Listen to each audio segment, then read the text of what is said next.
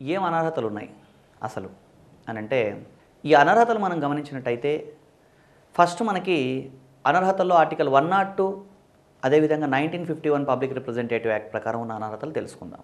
Article 102 ప్రకారం ఏం అనర్హతలు ఉన్నాయి అని అంటే, ఇక్కడ ఎవరైనా ఒక వ్యక్తి పార్లమెంట్ సభ్యుడిగా పోటీ చేయాలి అంటే అతనికి కొన్ని డిస్క్వాలిఫికేషన్స్ ఉండకూడదండి. అంటే ఇక్కడ కొన్ని అతను ఏవైతే అనర్హతలుగా పరిగణించబడుతూ ఉంటాయో అవి ఉన్నట్టయితే అతను పోటీ చేయడానికి అర్హుడు కాదు అని చెప్పడం జరిగింది. అవేంటి అనే విషయం మనం గమనిస్తే, ఒక వ్యక్తి ఎవరైనా సరే అతను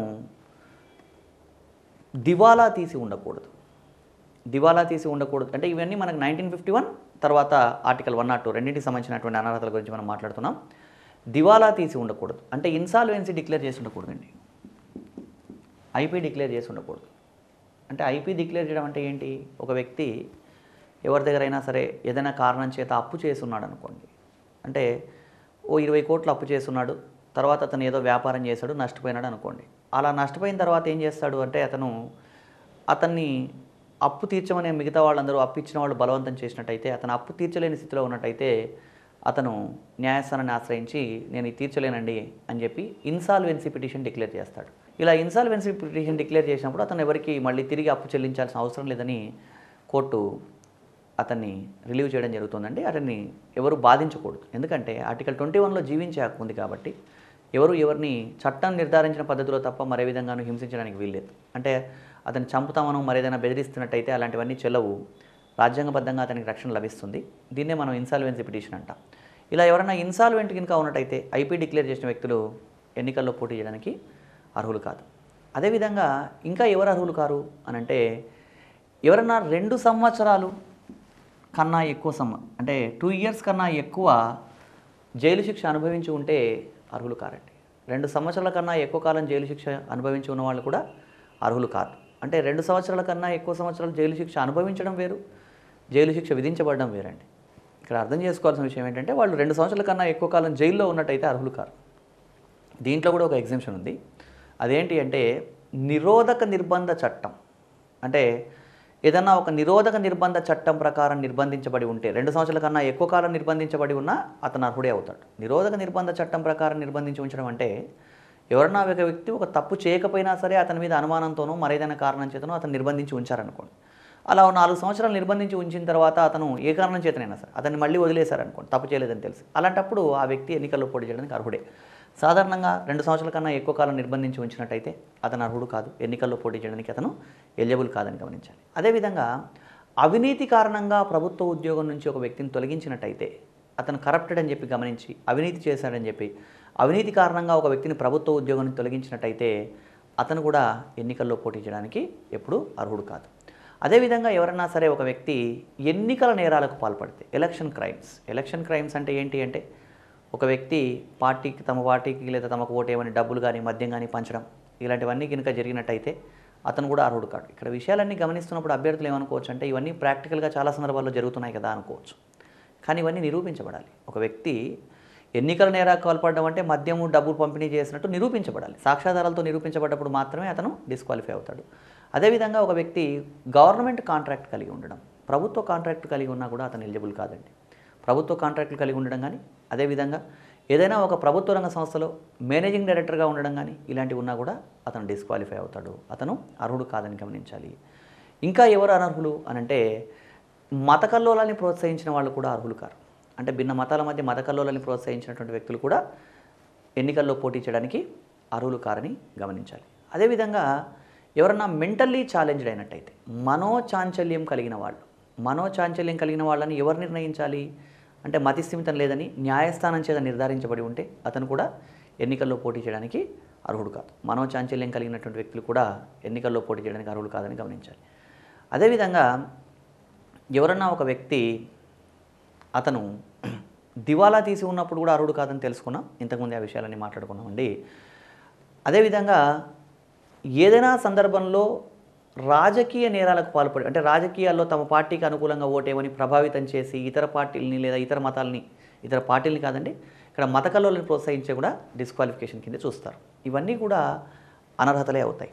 అంటే ఒక వ్యక్తి ఈ సందర్భాల్లో అనర్హుడు అవ్వడానికి అవకాశం ఉందండి. సో ఇవన్నీ కూడా అనర్హతలని గమనించాలి. సో ఈ అనర్హతల విషయంలో మనం గమనించినట్టయితే ఈ అనర్హతలన్నీ నిరూపించబడితే మాత్రమే అనర్హుడు. ఇవి మనకి రాజ్యాంగంలో పేర్కొన్నటువంటి ఆర్టికల్ 102 ప్రకారం అనర్హతలు, అదేవిధంగా 1951 పబ్లిక్ రిప్రజెంటేటివ్ యాక్ట్ ఆధారంగా చేయబడ్డటువంటి అనర్హతలు. ఇక్కడ ఈ అనర్హతలు నిజంగా నిరూపించబడితే వాస్తవాన్ని భావించినట్టయితే అప్పుడు ఆర్టికల్ 103 ప్రకారం రాష్ట్రపతి ఏం చేస్తాడు అంటే ఎలక్షన్ కమిషన్ని, కేంద్ర ఎన్నికల సంఘాన్ని సంప్రదించి వీళ్ళని అనర్హులని ప్రకటిస్తాడు. ఇక్కడ జాగ్రత్తగా అర్థం చేసుకోవాల్సిన విషయం ఏంటంటే ఆర్టికల్ 102 లేదా 1951 పబ్లిక్ రిప్రజెంటేటివ్ యాక్ట్ ఆధారంగా ఎవరన్నా డిస్క్వాలిఫై అయితే వాళ్ళను అనర్హులని ప్రకటించేది ఎవరు అంటే రాష్ట్రపతి. ఎవరిని సంప్రదించి అనర్హులను ప్రకటించడం జరుగుతోంది అంటే ఎన్నికల సంఘాన్ని సంప్రదించి అనర్హులను ప్రకటించడం జరుగుతోంది. అయితే ఎన్నికల సంఘం ఏం చెప్తే అది ఫైనల్ అని ఇక్కడ గమనించాలి. అంటే వీళ్ళని డిస్క్వాలిఫై చేయండి అంటే రాష్ట్రపతి వాళ్ళని డిస్క్వాలిఫై చేసేయాల్సిందే, అంటే వాళ్ళని అనర్హులని ప్రకటించాల్సిందే. రాష్ట్రపతికి ఇక్కడ ఎలాంటి విచక్షణ అధికారం ఉండదు. ఎందుకు ఈ విషయం మళ్ళీ మనం మాట్లాడుకుంటున్నామంటే మామూలుగా ఎవరైనా ఒక పార్లమెంట్ సభ్యుడిని అనర్హుడిగా ప్రకటించాలి అంటే అలా ప్రకటించే అధికారం స్పీకర్కు ఉంటుంది లేదా సభాపతికి ఉంటుందని అనుకునే అవకాశం ఉంది. కాబట్టి అవన్నీ పార్టీ ఫిరాయింపులకు సంబంధించిన విషయాలండి. ఆర్టికల్ 102 మరియు 1951 పబ్లిక్ రిప్రజెంటేటివ్ యాక్ట్ ఆధారంగా ఎవరన్నా డిస్క్వాలిఫై అయితే వాళ్ళ డిస్క్వాలిఫికేషన్ని డిక్లేర్ చేసేది ఎవరు అంటే ఎలక్షన్ కమిషన్ను సంప్రదించి రాష్ట్రపతి అని గమనించాలి. ఇవి భిన్నమైనటువంటి అనర్హతలకు సంబంధించి.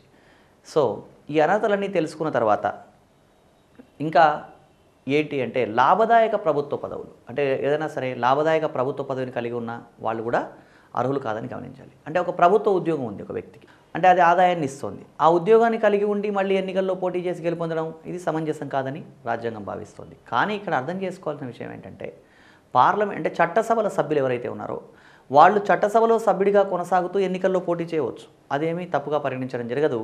ఒకవేళ పోటీ చేసిన తర్వాత మాత్రం వదులుకోవాల్సి ఉంటుంది. మళ్ళీ ఏదైనా పోటీ చేసినప్పుడు ఇప్పుడు ఒక సభలో గెలుచున్నాడు, ఒక సభలో సభ్యుడిగా ఉన్న వ్యక్తి మరొక సభకు పోటీ చేసి గెలిచాడు అనుకోండి, అప్పుడు ఈ సభ సభ్యత్వం వదులుకోవాలి. దీన్ని మనం సపరేట్గా చదువుకుంటాం అక్కడ మరో సందర్భంలో. సో ఇవి 1951 అదేవిధంగా పార్టీ ఫిరాయింపుల 1951 మరియు మనకి ఆర్టికల్ 102 ప్రకారం ఉన్నటువంటి అనర్హతలు. ఈ రెండు అనర్హతలు గమనించిన తర్వాత నెక్స్ట్ అనర్హతలకు సంబంధించి మనం మరొక అనర్హత ఏంటంటే పార్టీ ఫిరాయింపుల నిరోధక చట్టం ఆధారంగా అనర్హతలు. దాని గురించి తెలుసుకుందాం.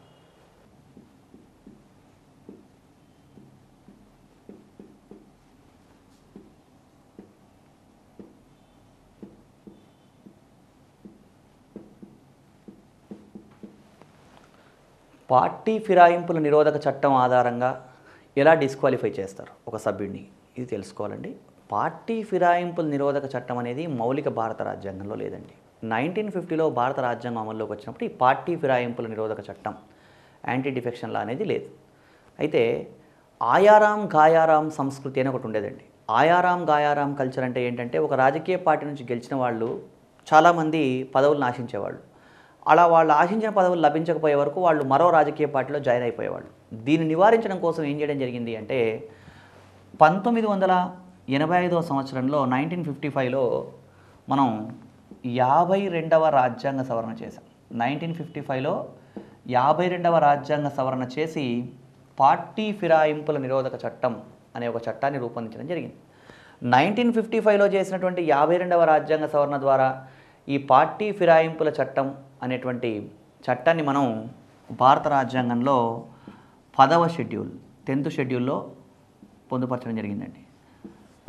ఈ పార్టీ ఫిరాయింపుల నిరోధక చట్టం ఏం చెప్తుంది అంటే ఒక రాజకీయ పార్టీ నుంచి గెలిచినటువంటి ఒక వ్యక్తి మరొక రాజకీయ పార్టీని సపోర్ట్ చేయడం సమంజసం కాదు. అంటే ఒక వ్యక్తి ఎంపీగా ఒక రాజకీయ పార్టీ నుంచి గెలిచాడు, గెలిచిన తర్వాత అతను మరొక రాజకీయ పార్టీని కనుక సపోర్ట్ చేసినట్టయితే అలాంటి సందర్భంలో ఏం చేస్తారు అంటే ఇప్పుడు ఫర్ ఎగ్జాంపుల్ ఒక ఎక్స్ అనే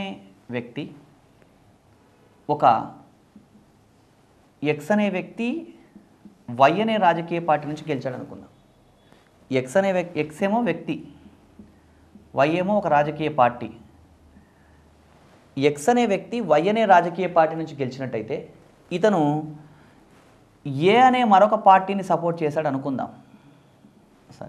ఇతను అంటే ఎక్స్ అనే వ్యక్తి ఏ అనేటువంటి మరొక పార్టీని సపోర్ట్ చేసినట్టయితే ఈ వై అనే పార్టీ నాయకుడు ఏం చేయాలి ఆ సందర్భంలో అంటే సభాపతికి ఫిర్యాదు చేయాలి. ఏమని అంటే పలానా ఎక్స్ అనే వ్యక్తి వై అనే మా పొలిటికల్ పార్టీ నుంచి గెలిచాడు, కానీ ఇప్పుడు ఏ అనే పార్టీని సపోర్ట్ చేస్తున్నాడు అని కనుక తెలియజేసినట్టయితే అప్పుడు సభాపతి అంటే లోక్సభలో అయితే స్పీకర్ ఏం చేస్తాడు అంటే ఈ ఎక్స్ని అనర్హుడిగా ప్రకటించవచ్చు.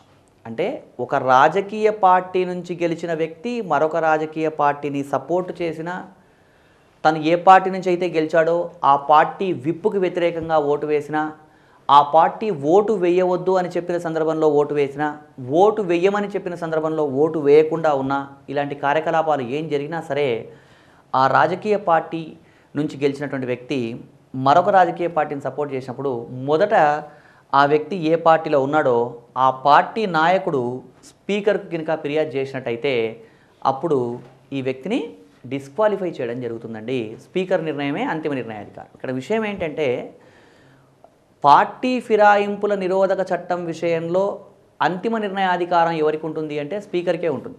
ఒక వ్యక్తి పలానా పొలిటికల్ పార్టీ నుంచి గెలిచి అంటే ఒక పొలిటికల్ పార్టీ నుంచి గెలిచి మరొక పార్టీలో జాయిన్ అయిన తర్వాత అతన్ని డిస్క్వాలిఫై చేయమని అతను మొదట ఏ పార్టీ నుంచి గెలిచాడో ఆ పార్టీ నాయకుడు స్పీకర్కు ఫిర్యాదు చేసినా స్పీకర్ ఏ నిర్ణయం చేస్తే అదే ఫైనల్. అందుకనే పార్టీ ఫిరాయింపుల నిరోధక చట్టం విషయంలో అంతిమ నిర్ణయాధికారం ఎవరికి ఉంటుంది? స్పీకర్కు ఉంటుందని మనం అర్థం చేసుకోవాలి. అయితే ఇక్కడ ఇంకా మనం అర్థం చేసుకోవాల్సిన మరొక విషయం ఏంటంటే పార్టీ ఫిరాయింపుల నిరోధక చట్టం ప్రకారం ఒక రాజకీయ పార్టీ నుంచి గెలిచిన అభ్యర్థుల్లో 1/3 అభ్యర్థులు కనుక మరొక రాజకీయ పార్టీలో జాయిన్ అయినా లేదా 1/3 వంతు మంది సభ్యులు కనుక ఆ పార్టీ నుంచి చీలిపోయినా దాన్ని పార్టీ చీలికగానే పరిగణిస్తారు తప్ప పార్టీ ఫిరాయింపుగా పరిగణించడం జరగదు అని అర్థం చేసుకోవాలి. అంటే ఫర్ ఎగ్జాంపుల్ ఒక రాజకీయ పార్టీ నుంచి 100 మంది ఎంపీలు గెలుచున్నారటైతే వాళ్ళలో ఒక 40 మంది కనుక ఈ పార్టీలో చీలిపోయి మరో పార్టీలో జాయిన్ అయినా వీళ్ళు సపరేట్గా ఒక చీలిక వర్గంగా ఒక పార్టీని పెట్టుకున్నా సరే వాళ్ళను అనర్హులుగా ప్రకటించడానికి అవకాశం లేదు. ఒక రాజకీయ పార్టీ నుంచి గెలిచిన అభ్యర్థుల్లో 1/3 మెంబర్స్ కన్నా ఎక్కువ మంది మరొక రాజకీయ పార్టీలో జాయిన్ అయినా లేదా వాళ్ళు కనుక సపరేట్గా చీలిపోయినా సరే అది పార్టీ చీలిక మాత్రమే కానీ పార్టీ ఫిరాయింపు కాదని గమనించాలి. ఇది పార్టీ ఫిరాయింపుల నిరోధక చట్టం 1985 అండి. పార్టీ ఫిరాయింపుల నిరోధక చట్టం ప్రకారం కూడా కొన్ని అనర్హతలు ఉన్నాయి. ఇక్కడ అభ్యర్థులు అర్థం చేసుకోవాల్సిన విషయం ఏంటంటే ఆర్టికల్ 102 1951 పబ్లిక్ రిప్రజెంటేటివ్ యాక్ట్ ఆధారంగా ఎవరన్నా డిస్క్వాలిఫై అయితే వాళ్ళ డిస్క్వాలిఫికేషన్ డిక్లేర్ చేసేది ఎవరు అంటే ఎలక్షన్ కమిషన్ను సంప్రదించి ఆర్టికల్ 103 ప్రకారం రాష్ట్రపతి వాళ్లను డిస్క్వాలిఫై చేయడం జరుగుతుంది. అదేవిధంగా ఒకవేళ పార్టీ ఫిరాయింపుల నిరోధక చట్టం ప్రకారం ఒక వ్యక్తి డిస్క్వాలిఫై అయినట్టయితే అనర్హుడైతే అతని అనర్హతను ఎవరు ప్రకటిస్తారు అంటే ఇక్కడ స్పీకర్ లేదా సభాపతి ఇక్కడ అనర్హతను ప్రకటిస్తాడని అభ్యర్థులు గమనించాలి. ఇది పార్టీ ఫిరాయింపుల నిరోధక చట్టం. ఇలాంటి పార్టీ ఫిరాయింపుల నిరోధక చట్టానికి సంబంధించిన విషయాలు మీరు అనేక సందర్భాల్లో కరెంట్ పాలిటిక్స్లో గమనిస్తూ ఉంటారు. ఈ అంశం ఆధారంగా దాన్ని అర్థం చేసుకోవాలని గమనించాలి. పార్టీ ఫిరాయింపుల నిరోధక చట్టం తర్వాత నెక్స్ట్ మనం తెలుసుకోవాల్సింది ద్వంద్వ సభ్యత్వం.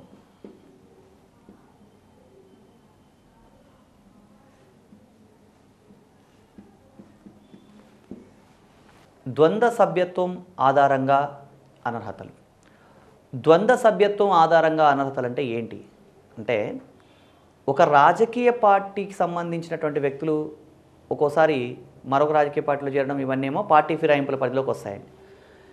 ఇక్కడ ద్వంద్వ సభ్యత్వం ఆధారంగా అనర్హతలు ఏంటి అనేది ఒక్కొక్కసారి మనం గమనిద్దాం. ఎవరన్నా ఒక వ్యక్తి ఏకకాలంలో ఒకే సందర్భంలో 2 సభలకు ఎన్నికైనాడు అనుకుందాం. అంటే ఒక ఎక్స్ అనే వ్యక్తి ఏకకాలంలో లోక్సభ రాజ్యసభ రెండింటికి ఎన్నికైనాడు. లోక్సభ రాజ్యసభకు రెండింటికి ఎంపికైనాడు. ద్వంద్వ సభ్యత్వం ఆధారంగా అనర్హతల గురించి మనం చర్చిస్తా ఉన్నాం. ఒక వ్యక్తి ఏకకాలంలో 2 సభలకు ఎన్నికైతే అంటే ఫర్ ఎగ్జాంపుల్ ఒక ఎక్స్ అనే వ్యక్తిని తీసుకున్నట్టయితే అతను ఏకకాలంలో లోక్సభ రాజ్యసభ రెండింటికి ఏకకాలంలో ఎన్నికైనాడు. అంటే లోక్సభ ఎంపీ రాజ్యసభ ఎంపీ అలా ఎన్నికైనట్టయితే అతను ఎలక్షన్ కమిషన్ నిర్ధారించిన కాలపరిమితిలోపు లేదా ఒకసారి 10 రోజుల్లోపు ఏదో ఒక స్థానాన్ని వదులుకోవాల్సి ఉంటుంది. అలా వదులుకోకపోతే ఏమవుతుంది అంటే అతనికి ఏది విలువైందో అది కోల్పోవడం జరుగుతుంది. అంటే ఇక్కడ విలువైంది అన్నప్పుడు లోక్సభ అనుకోకూడదండి. ఏకకాలంలో 2 సభలకు ఎన్నికైనప్పుడు పెద్దల సభ కాబట్టి రాజ్యసభ సభ్యత్వం కోల్పోదు. అంటే రాజ్యసభ సభ్యత్వం అతను కోల్పోతాడు.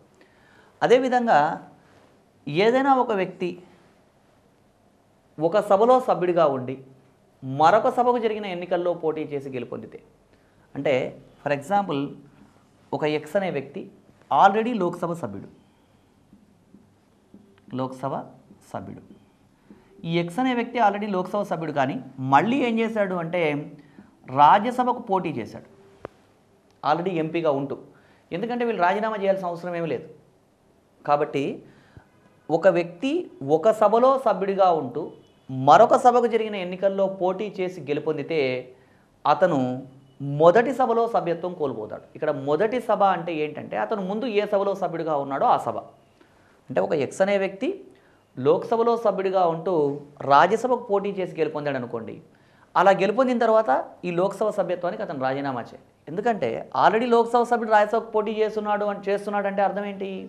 అతను ఆ సభలో సభ్యుడిగా కొనసాగాలని ఆసక్తి చూపుతున్నాడని అర్థం.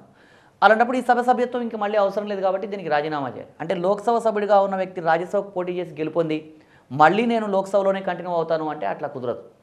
అంటే ఇది లోక్సభ సభ్యుడైనా రాజ్యసభ సభ్యుడైనా అంతే. అంటే ఇప్పుడు ఎక్స్ అనే వ్యక్తి ఒకవేళ రాజ్యసభ సభ్యుడు అనుకోండి, రాజ్యసభ సభ్యుడిగా ఉన్న వ్యక్తి మళ్ళీ లోక్సభకు జరిగిన ఎన్నికల్లో పోటీ చేసి గెలుపొందితే అతను రాజ్యసభ సభ్యత్వాన్ని వదులుకోవాల్సి ఉంటుంది.